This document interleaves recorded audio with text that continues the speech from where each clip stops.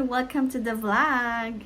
Yan, for today's video nga pala, meron tayong i-review na gold. Ano na nga ba yung per gram ngayon? Alam ko, marami sa inyo ang mahilig bumili at nauuso nga ngayon ang pagbibili ng gold, which is very good kasi natuto ng mga Pilipino na mag-invest sa tama. Which is fashion with benefit, which is gold po yun, 18K Saudi gold.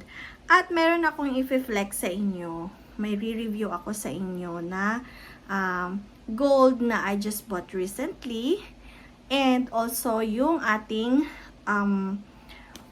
pearl, freshwater pearl, yan, na binili natin sa SM, which is I find na isa din itong investment. Kasi 'di ba, mahilig din tayo ng mga pearl na mga accessories. Okay. So I have two kinds ngayon. Yan ang ating mga best finds, no? Ideas, at bibigyan ko kayo ng current amount ng per gram gold. Kasi bukas, which is today, ginawa ko yung video na to is March 21, 2024. So bukas, as per supplier, mag-increase sila ng 50 pesos per gram, ha? So bukas yon effective. So pataas ng pataas yung ating gold. Nag-umpisa po akong bumibili at nagtitinda ng gold since nagwo-work ako sa company, mga way back 2006. Noon, ang mga per gram is nasa 1,000 plus pa. Pero ngayon, kumusta naman? Pataas ng pataas. So, wala talagang lugi sa gold. So, ayan. Umpisahan na natin. First off is sa gold natin. Ayan. So, as you can see, may isa tayong klase na klase ng gold na design. So, ayan. Ito yung maganda na box pala, by the way. Flex ko lang tong box. Nagtitinda din ako ng, box. Para sa mga sellers dyan. Ayan. For, convenient kasi na storage ito at saka talagang na maayos ang lalo pag mga maninipis, no? Maayos yung pagkalagay dito kasi i-insert mo lang siya dyan. So, yan. Ang size nito is 16 inches na rope. Ayan. Rope type and design. May kakapalan ito. Ang timbang ng ating rope na chain nasa almost 2 na 2 point something. Almost 2 grams. And we have the chain also. Yung chain na to ay ampaw lang, pero hindi siya sobrang ampaw. Ampaw, ibig sabihin, hindi siya solid. Buo lang siya, pero sa loob, ganyan siya, ganyan. Wala siyang sa gitna. So, ibig sabihin, ampaw. Magaang lang. So, pero, pumapatak din siya ng mga almost 1 gram. So, pagsamahin mo siya, 3 something yung gram nito. 3 something. So, magkano na nga ba ngayon ang ating gold? Pag 3,000 sa supplier, no? Usually, 3,300 sa ongpin. So, 3 times, palagay natin 3 grams. 3 times 3,300. So, mga 9,900 na po yun, no? So, 9,900 ang halaga nito. Ayan ay sa supplier mismo. Pero, kapag ito, after 1 year, or even less than a year, depende po, tumataas talaga yung value niya or tumataas per gram. Ayan. Di siya masyadong manipis. Hindi ito consider na lightweight kasi meron tayong tinatawag na lightweight, less than 1 gram or 1 point something gram. Yun yung lightweight po. Pero ito, chain and pendant, ayan po ay hindi lightweight kasi more than 3 grams na po siya. So, ang halaga nito is 99. Pero, if you will become a reseller, normally, mga seller naman, nag-a-add lang ng 100 o 50 to 100 per gram. So, papatak siya ng mga, palagay natin, plus 300 lang. So, mga 10,100, ganyan, 10 to, ganyan. Kung mga 50 to 100 lang yung dagdag nila per gram. So, 'di ba? For business-wise, maganda din maging business ang gold. Bakit? Isang tip ko sa inyo. Seller ka, 'di ba? For example, i-compare natin. Magkaroon tayo ng comparison na bakit maganda mamuhunan sa gold na or magandang business ang gold at napakadami ngayon talagang nagbi-business ng gold kasi kung ang stocks mo, 'di ba? Bibili ka ng paninda mo. Gusto mong mag-on hand. Which is si gold, pwede kang hindi mag-on hand. You just grab a photo and post to your page or kung saang social media apps, Instagram, ganyan, na pwedeng mag-upload ng photo only. So, mag-upload ka ng photo, and then, yung may inquiries doon, may bibili, you just have to top up. Let's say, 50 pesos. Hindi ka lumabas ng bahay. Pwede yan dropshipping sa supplier mo. Ingat lang kasi, dapat trusted supplier. Kasi baka mamaya naman, ang nabilhan mo, tapos nag-dropship ka, napunta doon, kumbaga hindi pala tunay yung gold na binili mo doon sa supplier.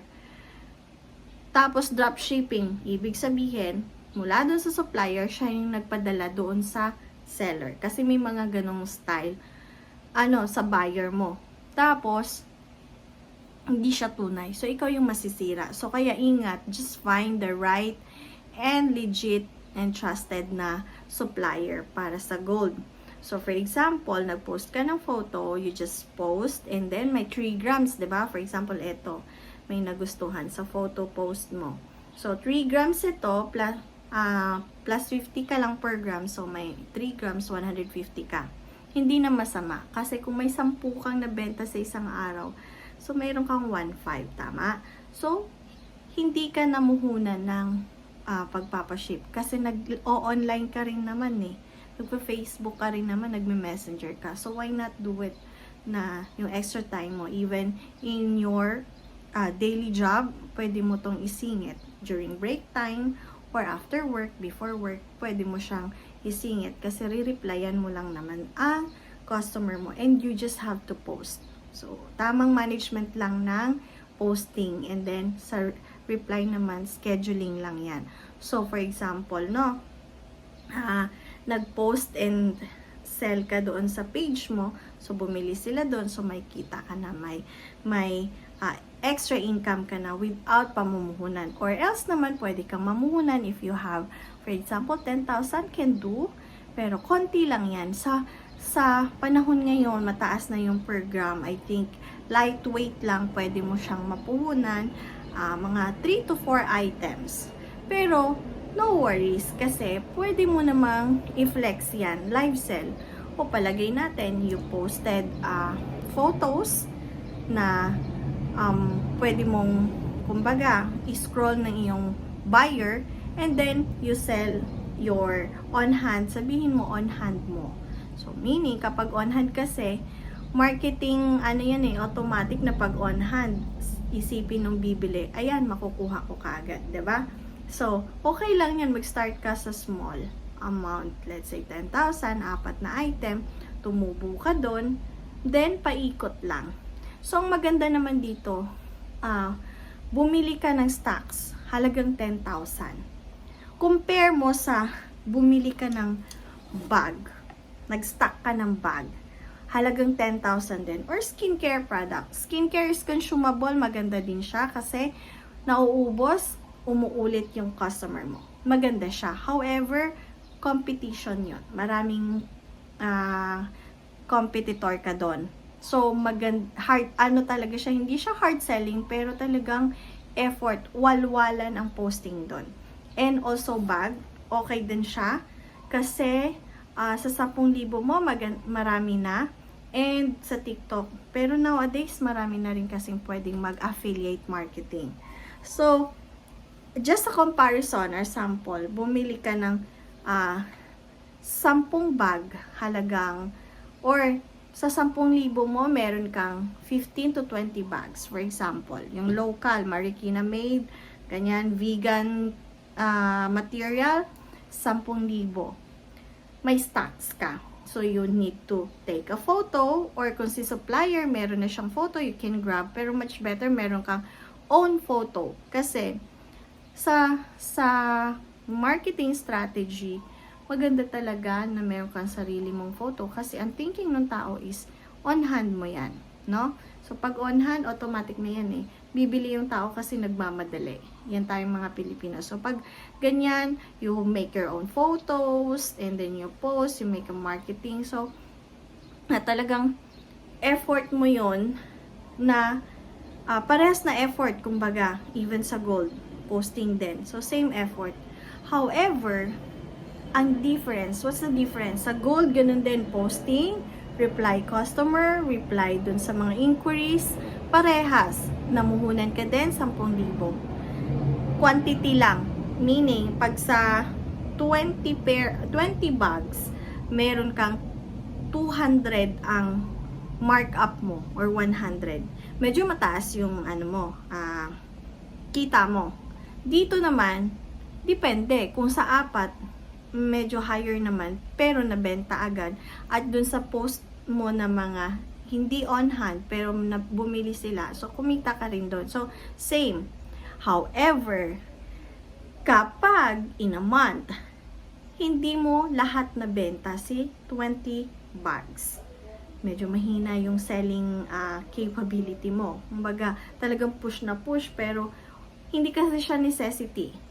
So, pareha sila, hindi siya necessity. But, the big difference is this is an investment. Ang bag is, hindi siya branded na kagaya ng Coach. Hindi siya investment na masasabi mo. Kumbaga, usage lang talaga ang purpose dyan. So, hindi na benta ng 20 pieces. 10 lang na benta. So, may stocks ka pa. Tulog ang pera mo in a month. However, dito, ang value ng alahas mo ay 10,000. Now, hindi rin siya nabenta. Wala pang bumili. No worries. Kasi, kung kailangan mo na si pera mo muna, you can pawn. Pwede mo muna siyang isanla. Right? Isanla mo muna siya. Mga siguro sa 10,000, depende sa timbang yon, palagay natin 5,000 kalahati. But at least, yung 5,000 na yon considered as sa'yo pa din yung alahas na yon.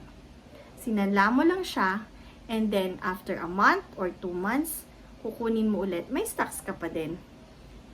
Tapos, nag-increase na yung value nun. For example, ngayon, today, binili ko to. Nag-increase na yung value ng gold. Sinanla ko muna siya. Tapos, kinuha ko the following month. From 350 ko siya, 3,350 ko siya per gram nakuha. Sa next month, 3,400 na. So, of course, mag-i-increase din ako dun sa selling price ko. Now, tumubo pa ako, 'di ba? Pero nagamit ko din yung money muna. Maaring yung money, dinagdag ko din ulit ng items pa. Ganon. So, laruin mo lang siya. Napakagandang business ito. It's just that you need to know the game sa pag-business ng gold. Kaya, kapag nagamit mo and maayos yung paikot ng iyong puhunan, yung 10,000 mo in a month, mag-i-increase yun. Okay? So, parehas siyang magandang business, the bag and the gold, pero mas malaki ang potential nito and walang tapon.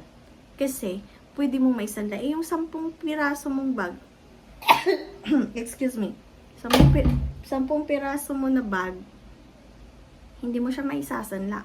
Mag-antay ka na mabebenta mo siya, di ba? So, sa gold, pwede mo muna siyang isanla. Gamitin mo yung pera. Nandun pa rin. Iyo pa rin yun. Basta tubusin mo siya. Okay? So, pag-usapan naman natin yung tungkol sa pag-pawn. Kung paano naman yung technique dyan na pagkakitaan mo din. Okay? For our next vlog. Yan. So, that is for the 18K gold. So, maging mapanuri lang din tayo, no, sa product or sa gold kapag bumili tayo kasi merong mga fake na din ngayon. Naku, wag na wag kayong bumili sa mga page kasi naranasan ko na yan. At kung mura, magduda kayo. Wag kayong matuwa na, ay, ang mura naman.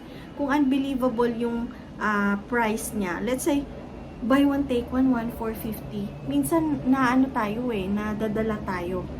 So nagbabaka sakali, pero talagang ano yan, prank yan, fake yan. Ayan. So sa next vlog din natin ipakita ko sa inyo yung fake at saka yung paano tingnan yung totoong gold. Ayan. Kasi ipakita ko sa inyo yung nabudol sa akin. So tapos na tayo dito. We will go on to our fresh pearl water pearl. Gusto ko siyang i-flex and i-share sa inyo yung knowledge kung paano mo din siya gawing business. Ito ito yung catch. Bumili ako ng para ma-pair ko siya. It's actually for personal use. Kaso nga lang, nakitaan ko siya ng negosyo. Pwede siyang maging business. Alam niyo po ba na binili ko to sa SM? Ito yung regular price. Sa hikaw lang yan. Sa hikaw. Ayan. Yung hikaw na fresh water pearl. Ang hikaw ang pair ay halagang 699.75. Pero ito ay may 30% off. I think 70%. Basta nabili ko lang siyang worth 300. Or kalahati ata. 300. Ganon din po sa Sing-Sing. Kalahati. Ito ay mga 1,000 plus. So, mga nasa 500 something ko lang siya nabili or 600. So, sa kamadaling salita, palagay natin kalahati ng presyo ang pagbili ko. Pero, hindi naman siya mukhang luma kapag ginamit kasi hindi naman siya araw-araw. So, naisip ko siyang ibenta. Or pwede ko din siyang tanggalin yung pearl, ipaayos ko, gold na tunay yung ipalagay ko dito. Pwedeng ganon.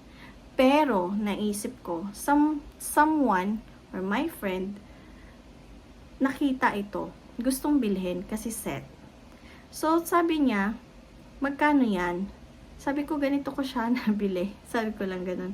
Pero, willing siyang bumili na to ng ganitong price. Kasi, SM price, ganon din naman pag bumili siya doon.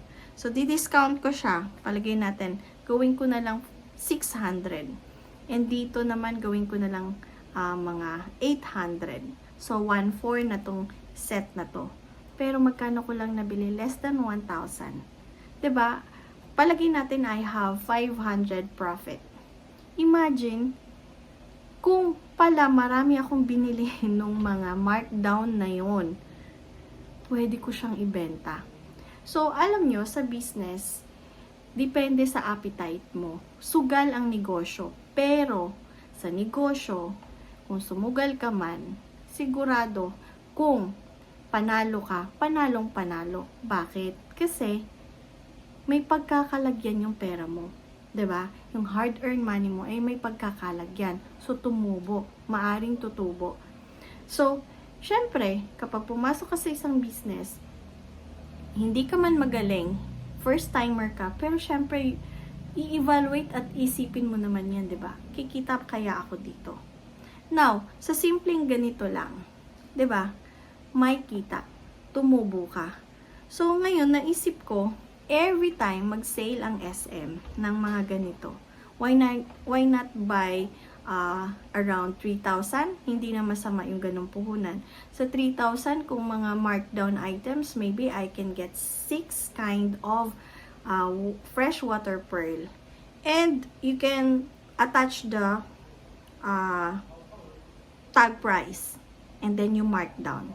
So parang ginawa mo lang din yung ginawa ni SM. It's just that, tinake advantage mo. Ikaw yung nakakita nung opportunity, nung sale. Tama. Kasi yung iba, hindi naman sila nagpunta ng mall.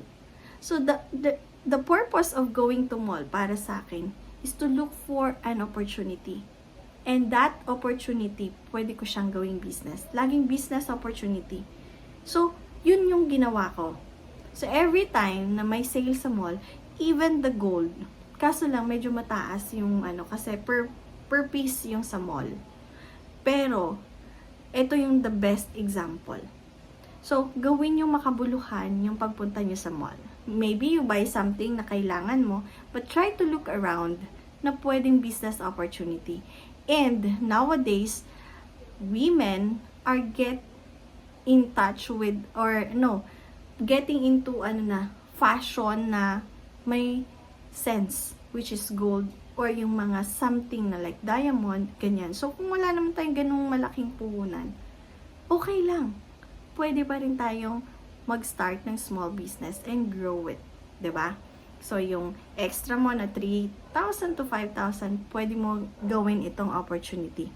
So, ibig sabihin, meron kang pwedeng business dito and sa gold natin. Okay? So, follow for more vlog tungkol sa gold business. Sama-sama tayong umasenso kay Inday Edscarte. Kaya, don't forget to like, share, and subscribe. And para sa next nating video, updated ka at notified ka, kaya talagang kailangan mo mag-subscribe.